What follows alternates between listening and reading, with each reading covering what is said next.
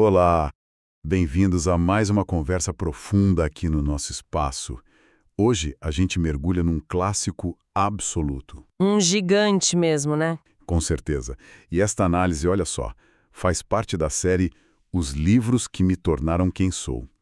Uma iniciativa bem legal do Dr. Dario Santucci. O livro da vez é Crime e Castigo, de Fyodor Dostoiévski. Ah, Dostoiévski, sempre intenso. Sempre.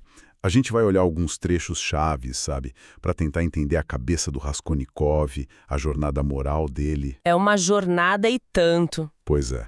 A ideia é investigar, assim, o sofrimento, a culpa, essa busca por redenção, que são temas que pegam fundo, né? E que fazem o livro ser tão transformador como a série do Dr. Santucci propõe. Ok, vamos lá então. Vamos. O ponto de partida é o Raskolnikov, ex-estudante vivendo na miséria lá em São Petersburgo e com uma ideia bem perigosa na cabeça sobre ultrapassar limites morais. E o fascinante pra mim é como Dostoiévski não foca só nele, né? Ele usa a cidade, São Petersburgo, quase como uma personagem que oprime, sabe? Sim, a atmosfera é pesada. Muito. E os outros personagens, todos complexos. Ele usa tudo isso para investigar a condição humana no limite. E acho que um ponto central que a gente vai ver é como o sofrimento aparece de várias formas diferentes. Boa. É como um prisma mesmo. Então, vamos começar por aí.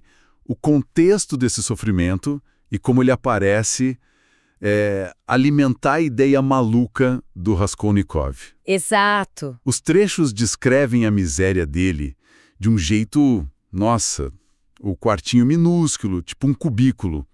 As roupas que ele chama de farrapos. Tem até o detalhe do chapéu, né? Tem o chapéu velho, acabado, que dá nas vistas, ele sente vergonha até disso. É um símbolo constante da pobreza e do isolamento dele, né? Totalmente. E essa miséria não é só cenário, sabe? É quase uma força ativa ali. A humilhação diária, a sensação de impotência. Corrói por dentro. Exato. Dostoiévski é mestre nisso, em mostrar como a degradação material afeta o espírito. O chapéu é perfeito para ilustrar. Não é só falta de grana, é perder a dignidade. Aos próprios olhos e aos dos outros. Isso. E esse sentimento de ser esmagado pelas circunstâncias. Aí que mora o perigo, né? Cria um desespero que pode levar a pensamentos extremos. E a pressão fica ainda maior com a carta da mãe, né? Ah, a carta. A notícia do noivado da irmã, a Dunya, com o Luzhin, um sujeito que ele saca na hora que é interesseiro, carrancudo e orgulhoso. Ele lê nas entrelinhas, né? Sim. Ele vê ali um sacrifício da irmã, quase como se ela estivesse se vendendo para ajudar ele e a mãe, como essa carta mexe com ele. O que ela acende ali. Mexe demais. É um gatilho emocional muito forte. Ele se sente culpado, responsável e, ao mesmo tempo, humilhado por ser a causa daquilo, de um arranjo que ele acha degradante para Dunya. E o orgulho dele fica ferido. Muito. E essa mistura de desespero, orgulho ferido, essa sensação de injustiça, é aí que a tal teoria do homem extraordinário encontra terreno fértil, entende? Não é uma ideia que brota do nada, ela se alimenta dessa angústia toda. Faz sentido. E ele na hora já conecta com outra figura de sacrifício, a Sônia Marmeladova. Ele pensa, Soniética, eterna Soniética. Essa comparação é chave. Ele parece ver um padrão ali, né? Esse sofrimento feminino como um fardo que pesa ainda mais sobre ele. Aqui a coisa fica complexa mesmo. Fica. Porque ele vê a Dunya e a Sônia como vítimas, sabe? Vítimas de um sistema, das circunstâncias que forçam elas a se venderem, seja num casamento ou na prostituição. Isso gera o que, Emile? Compaixão, raiva? Acho que as duas coisas. Compaixão, mas também muita raiva e uma necessidade de agir, de romper com aquilo. E aí a teoria do homem extraordinário que ele discute depois lá com o Porfírio. Sim. Ela vira justificativa intelectual para um ato radical. Um ato que, na cabeça distorcida dele, talvez pudesse quebrar esse ciclo ou, pelo menos, afirmar o poder dele sobre as circunstâncias que o esmagam. Uma tentativa de virar o jogo da impotência usando uma lógica bem particular. Exatamente. E se a gente olha o quadro geral, a teoria é quase uma fuga da realidade que é insuportável para ele. É tentar impor controle, impor um sentido através de um ato de vontade extrema, colocar a razão fria acima da moral, da empatia. E já começa a questão, a situação extrema justifica ou só revela algo que já estava lá? Pois é a pergunta que não quer calar no livro todo. Até que ponto o sofrimento pode distorcer a nossa bússola moral? Uma pergunta pesada. E Dostoiévski não para por aí. Ele mostra outras formas de lidar com o sofrimento, talvez até mais autodestrutivas. O Marmeladov, por exemplo. Ah, o Marmeladov. Figuraça. Raskolnikov encontra ele na taverna e o discurso do cara é de uma honestidade brutal sobre a própria decadência. Ele pergunta para o Raskolnikov, o senhor não seria capaz de dizer que eu não sou um porcalhão? É de cortar o coração. E ele admite que busca o sofrimento na bebida. Diz, bebo porque quero sofrer em dobro.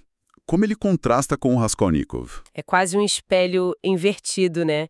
Enquanto Raskolnikov tenta se justificar com teoria, o Marmeladov abraça a própria desgraça de forma passiva, quase masoquista. Ele não luta contra, ele mergulha. Mergulha, usa o vício para buscar uma espécie de expiação ou só anestesia do álcool misturada com autopunição. É o sofrimento como autodestruição consciente. E aí tem a filha dele, a Sônia. A descrição dela chegando depois do acidente do pai.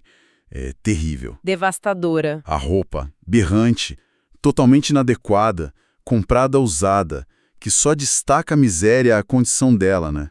Forçada à prostituição, o constrangimento, a dor quieta dela. É o oposto do pai falastrão. Completamente oposto. A Sônia encarna outra resposta possível ao sofrimento. Diferente do pai, que se entrega. Diferente da madrasta, a Katerina Ivanovna. Que depois enlouquece de vez, né? Sim, sucumbe à loucura, ao desespero orgulhoso, arrastando os filhos para pedir esmola na rua, antes de morrer de tuberculose. Um horror. Mas a Sônia, ela suporta. Ela aguenta o tranco. Aguenta. Carrega um peso enorme de sofrimento, de humilhação, mas com uma dignidade silenciosa. E ancorada numa fé profunda, numa compaixão que parece inabalável, mesmo ela sendo a maior vítima ali. Essa capacidade de suportar sem se quebrar por dentro é muito forte nela. Enquanto o Marmeladov e a Katerina se desintegram, cada um do seu jeito.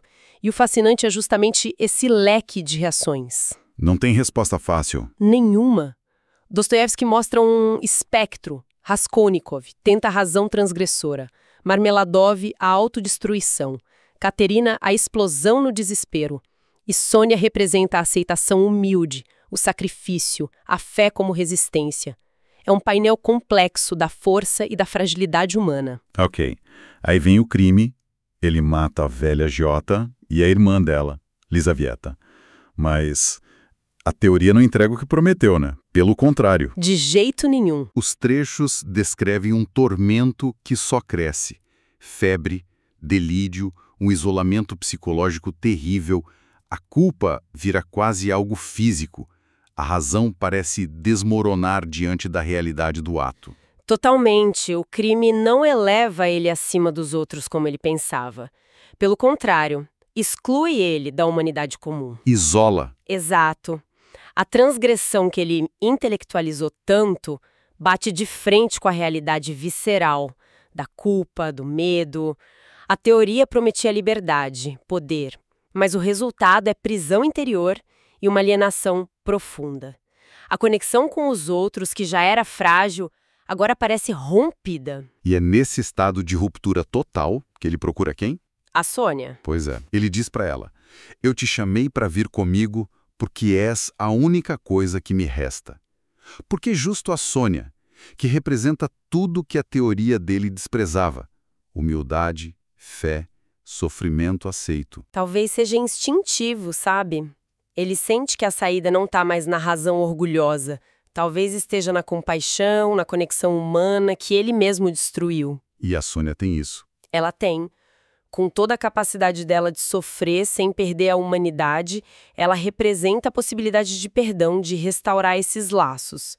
Ele não busca nela uma cúmplice intelectual.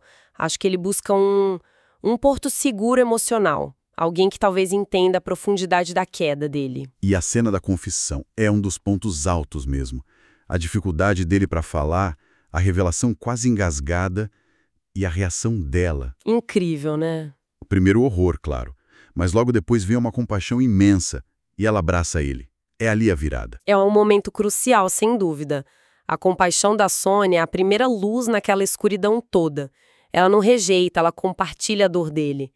Mas a virada não está completa ali, eu acho. A confissão para ela é um passo importante, mas a batalha interna dele continua. Ele ainda resiste à ideia de que a solução possa ser tão simples e, ao mesmo tempo, tão difícil quanto o que ela propõe. E a proposta dela vai direto na contramão da lógica dele, né? Aceitar o sofrimento e redimir-se por meio dele. Exatamente. Ela indica o caminho ir para a praça, beijar a terra que ele sujou com o crime e confessar publicamente, um ato de humildade radical. É a receita da fé da tradição popular russa, né? A expiação pública, a humilhação voluntária como caminho para a purificação. É o oposto total da autoafirmação orgulhosa da teoria dele. E mesmo depois de confessar para Sônia, o texto diz que ele se sente muito mais infeliz do que antes. Pois é, o orgulho intelectual dele ainda luta contra essa necessidade de se humilhar, de aceitar o sofrimento como parte da cura. A razão dele ainda briga com a solução do coração, da alma, que a Sônia oferece. O que talvez reforce a ideia de que, para Dostoiévski, a redenção não é só um exercício da cabeça, né? Parece que não. Exige essa imersão no sofrimento, essa reconexão com algo maior, seja a humanidade, simbolizada pela terra, ou o divino, pela fé da Sônia. Parece ser essa linha mestra, sim. A teoria do Raskolnikov é uma tentativa de negar essa dimensão, de resolver a vida só com a lógica. A Sônia afirma essa outra dimensão, a da vida, que inclui o sofrimento, a fé, o amor. A tensão entre essas duas visões é o que move a segunda metade do livro. E essa tensão vai até o fim. Lá no epílogo, na Sibéria, no presídio no começo, ele continua distante, apático. Cumprindo a pena por fora, mas por dentro. Por dentro, ele não se rendeu. Diz para si mesmo que a consciência está tranquila, que o crime foi só um erro de cálculo, não uma falha moral. Os outros presos percebem isso, rejeitam ele, chamam de ateu. Ele continua isolado. O exílio físico não garante a transformação interior, né? Ele continua preso na própria lógica, no orgulho ferido. A aceitação da pena é externa.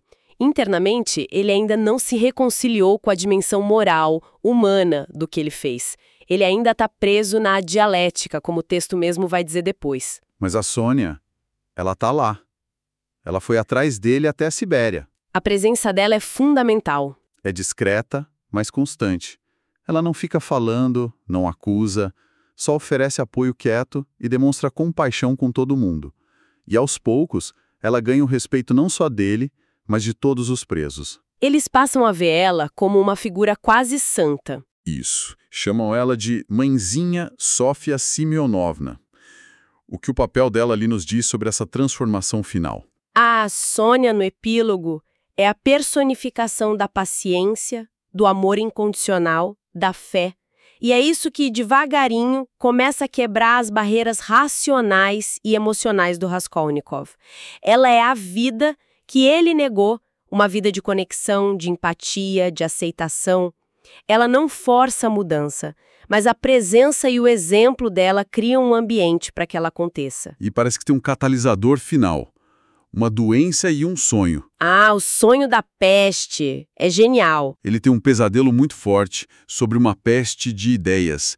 Cada pessoa se acha dona da verdade absoluta, e isso leva ao caos total, desconfiança, destruição, ninguém mais se entende. Como isso afeta ele? Esse sonho é uma alegoria brilhante da falência da própria filosofia dele, levada ao extremo. É a razão isolada, o individualismo radical, gerando a desintegração social. Ele vê o resultado lógico da própria teoria. Exatamente. Um mundo onde cada homem extraordinário é lei para si mesmo não leva à ordem, leva ao caos. Isso abala profundamente a confiança que ele ainda tinha na visão racionalista dele. E aí a gente chega no momento final dos Terechos lá na beira do rio, na Sibéria. Ele tá com a Sônia.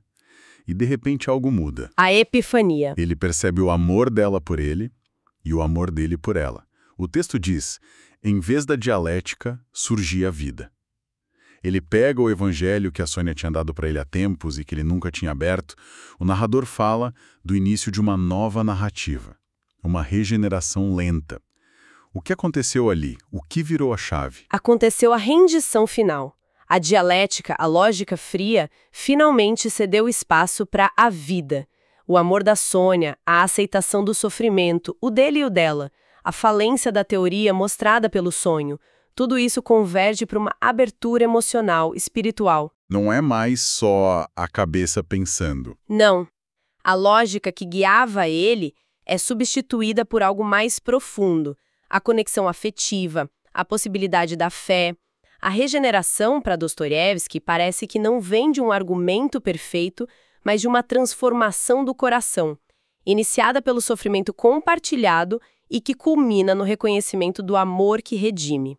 Claro, sempre fica a questão se essa mudança final é psicologicamente totalmente crível ou se é uma conclusão mais da visão de mundo do autor. Sim, essa discussão existe, mas, de qualquer forma, a mensagem é muito potente, né? Sem dúvida. Independente de como a gente interpreta essa transformação, a mensagem central de Dostoiévski parece ser essa.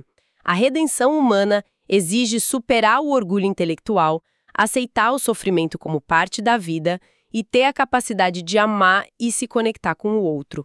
Muitas vezes através de forças que a razão pura não explica, como a fé e a compaixão. Então, para a gente fechar essa nossa conversa sobre crime e castigo, a gente viu a trajetória do Raskolnikov, da teoria racional para justificar o crime, Passando pelo abismo da culpa e do isolamento, até o começo de um caminho difícil de redenção na Sibéria.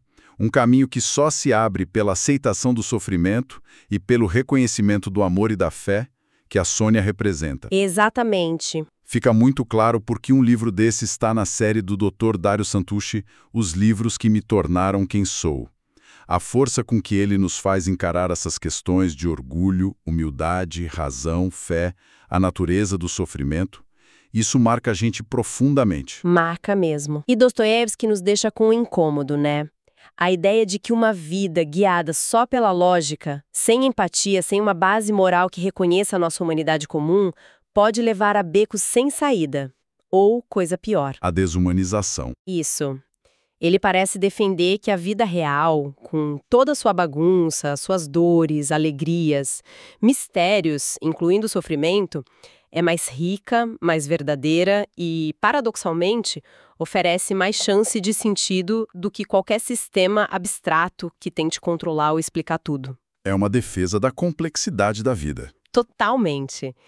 Isso leva a gente a pensar, né? Hoje em dia, num tempo que valoriza tanto a razão instrumental, a eficiência, o controle, a autojustificação, que valor a gente está dando de verdade para a empatia, para a nossa vulnerabilidade, para a aceitação das nossas falhas e para o próprio sofrimento como parte, talvez necessária, da jornada humana.